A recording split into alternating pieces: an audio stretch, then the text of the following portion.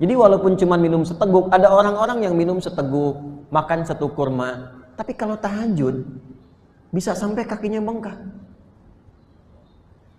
Tapi kalau bekerja bisa semangat. Baca Quran bisa khatam. Kenapa? Berkah. Jadi berkah itu mahal. Ya. Pilih mana? 10.000 berkah atau 1 juta tidak berkah? Pilih mana? 1 juta berkah.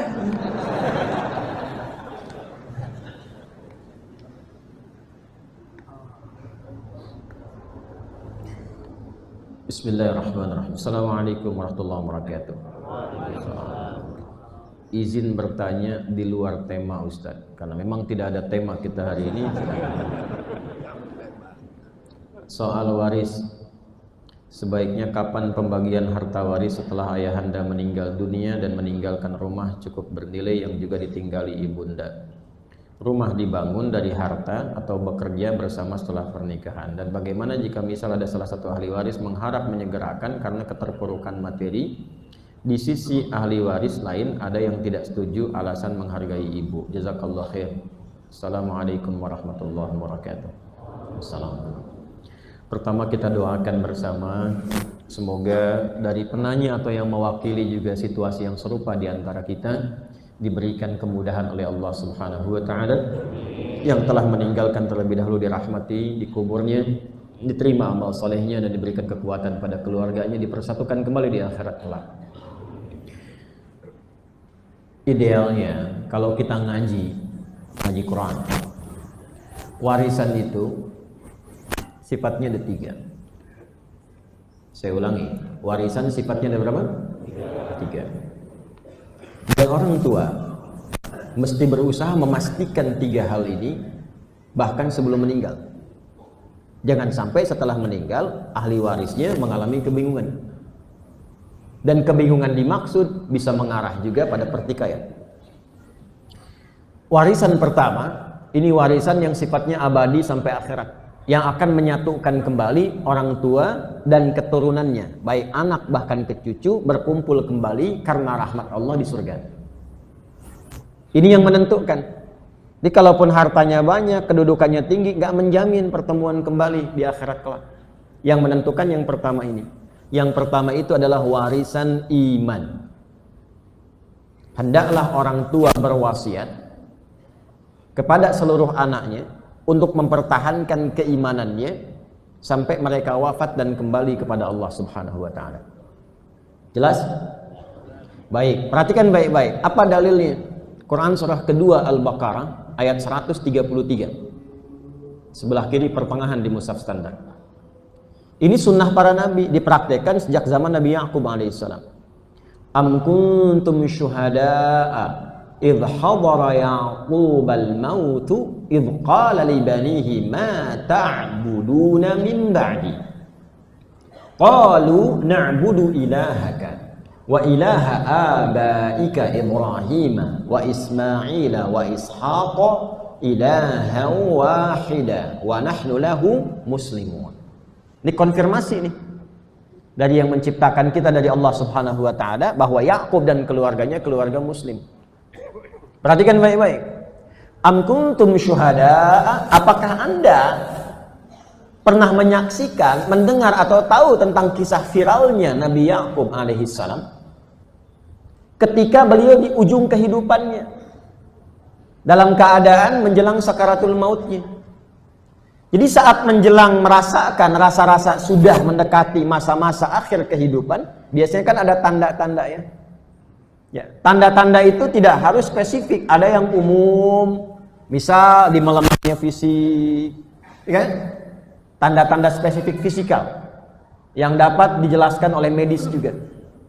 Ada juga yang kadang tidak demikian, diberikan firasat, ada. Ya, tidak harus kemudian sesuai dengan usia, tidak, karena usia itu nanti kehendak Allah. Ajal itu terserah Allah. Ya, jangan Anda misalnya ini pastikan nih, ya, ini usia sudah 80 tahun, udah dekat-dekat nih. Kayaknya udah bau tanah nih. Itu yang dibilang bau tanah, Anda mungkin bau kuburan. Ya. Nah, kalau sudah merasakan demikian itu, maka kumpulkan keluarga. Yakub mengumpulkan anak-anaknya. Apa yang dikonfirmasi pertama Yakub itu? Aduh, mohon maaf Pak ya, Ibu, mohon maaf sekali. Jangan sampai selama berkehidupan dari mulai anak Bu dikandung, dididik Bapak cari nafkah untuk supaya anak bahagia. Jangan sampai perjuangannya sia-sia dan berpisah saat di akhirat. Karena perpisahan di dunia itu sementara. Kalau sudah di akhirat itu abadi sifatnya. Ya, itu mendalam sekali. Berpisah di dunia saja sudah terasa bagaimana keadaan diri kita itu. Bagaimana di akhirat? Hati-hati. Karena itu yang bisa menyatukan itu apa? Keimanan. Nah, kalimat viral pertama yang disampaikan Yakub alaihissalam kepada anak-anaknya, ma ta'buduna min ba'di. Beliau tidak mengatakan ma ta'kuluna min ba'di. Nah, kalau bapak nanti meninggal, kalian imannya bagaimana? Siapa yang kalian sembah kalau bapak meninggal? Yang dikonfirmasi iman. Bukan ma ta'kuluna min ba'di. Kalau bapak meninggal, kalian nanti makan apa? Karena itu yang penting untuk dipastikan, kan Anda sekarang rawat-rawat tuh anak tuh. Cucu dilihat-lihat, disayang-sayang, ditimang-timang, digendong-gendong. Iya kan? Kalau mampu beli sepeda, dibelikan sepeda. Kadang-kadang sedang tiduran, capek luar biasa, datang cucu. Opa, bah, masih bisa senyum.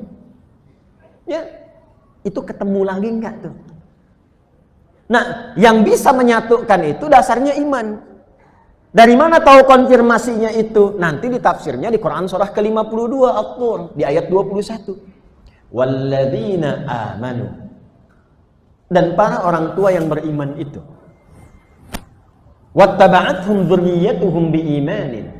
Dan mampu mendidik anak-anak cucu-cucunya sehingga mewariskan, diikuti keimanannya itu dan amal solehnya oleh anak cucu keluarganya. Alhaqna bihim dzurriyyatahum. Kami akan satukan kembali keluarga besar ini di satu tempat di surga. Itu janji Allah. Saya bacakan ayat. Dan kalau sudah dibacakan ayat, gak boleh ragu insan beriman itu. Dzalikal kitabu la. Tapi belum selesai ayatnya. Belum selesai. Wa ma alatnahum min 'amalihim min syai'. Kullu imri'in bima kasaba rahin. Dan kami tidak akan pernah sia-siakan. Kalau ada na, jangan diartikan kami dalam bentuk jama, bukan. Kalau na di Quran itu diartikan dengan pendekatan balaghah, artinya sesuatu yang agung. Demi keagunganku, begitu cara mengartikannya. Ta'zimun nafsi li ta'zimi sya'ni. Dan demi keagunganku, kata Allah. Kalau ada orang tua benar menyiapkan itu, bapak kerja, anak sekolahkan. Simpan di TPQ ad-du'a misalnya. Ya, setelah itu dia sekolah ilmunya cari, agamanya diperkuat. Apa yang terjadi?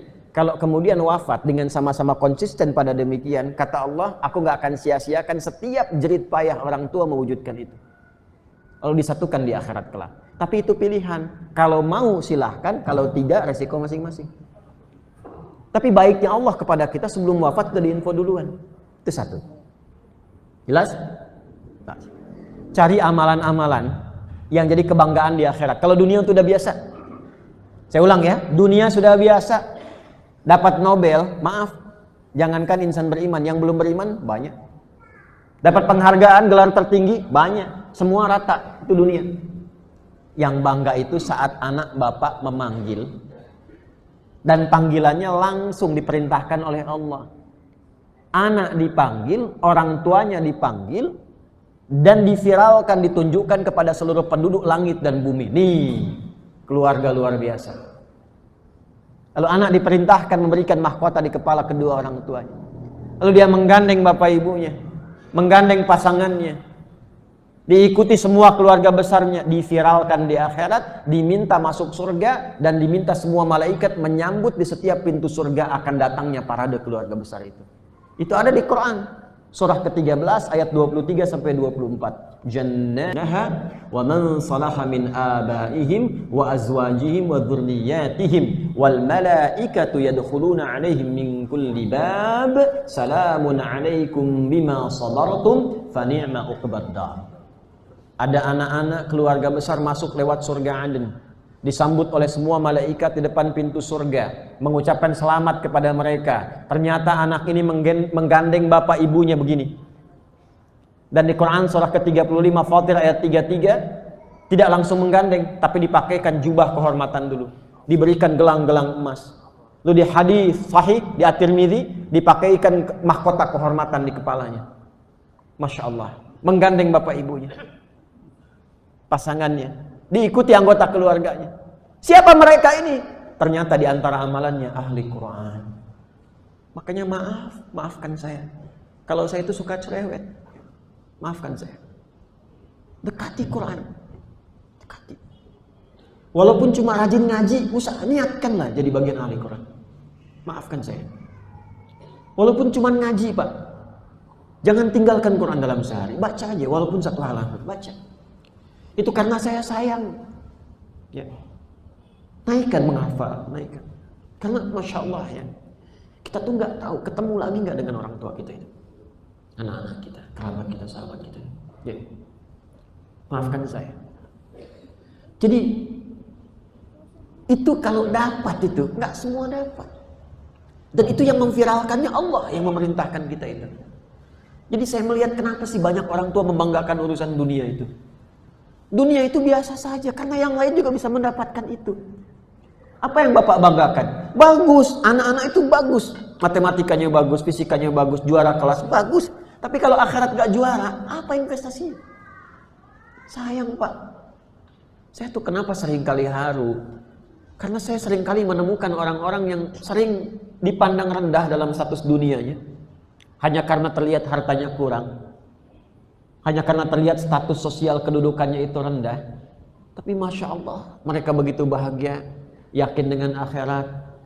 Mereka merasakan hidupnya sementara. Ternyata bapaknya ahli Quran, ibunya istrinya hafal 7 riwayat, anaknya para penggaan. Itu kalau nerima 500.000 sebulan itu, bilang komennya Pak, Masya Allah, Abi pulang tuh bawa uang banyak sekali. Kok kenapa Anda bawa 5 juta ke rumah tuh nggak cukup-cukup? Apa yang salah gitu? Nah itu satu. Jadi sebelum kita bicara tentang harta materi, bicara lu dengan iman. Jangan sampai nanti rebutan harta, justru yang mewariskan tuh bersedih karena keadaan anak keturunannya berebut harta dan tidak mewariskan amal soleh. Bukankah kita ingat kalau anak itu rajin berdoa, anak soleh, pahala mengalir untuk orang tua yang telah wafat. Waladin sholihin yad'u lahu. Jadi kita berpikir yang positif dulu. Jangan sampai rebut, ngejar ini, ngejar itu, tapi kita lupa. 2, warisan ilmu, pengetahuan.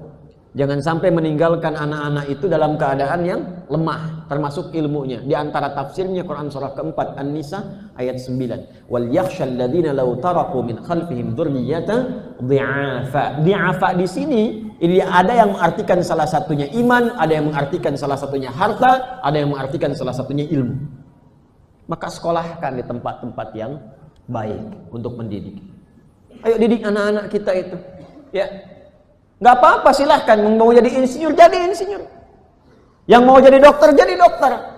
Kalau sudah beriman, sambil belajar di kedokteran, sambil menghafal Quran, nanti jadi dokter yang soleh. Allah akan bimbing itu. Al-Imam Asy-Syafi'i, orang taunya ahli fikih, beliau itu juga, itu di bidang kedokteran luar biasa. Itu belajar kedokteran Pak, Al-Imam Asy-Syafi'i itu Bu. Dan kalau kita ngaji, itu kalau Anda belajar misalnya, ada kitab tuh bagus tuh. Ya, karangan Ibnu Rushd. Bidayatul Mujtahid namanya. Bidayatul Mujtahid itu buku fikih muqarin, komparasi fikih. Itu yang nulis dokter bedah. Ibnu Rushd. Di orang-orang dulu itu nggak nanggung. Astronom, ahli Quran.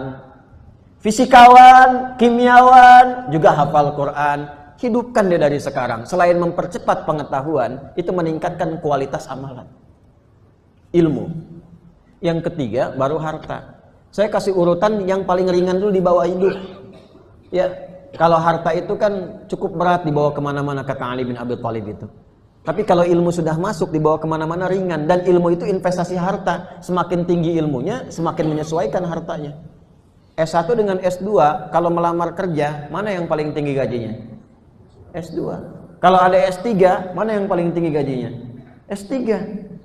Tapi ilmu kalah sama iman. Kalah sama iman.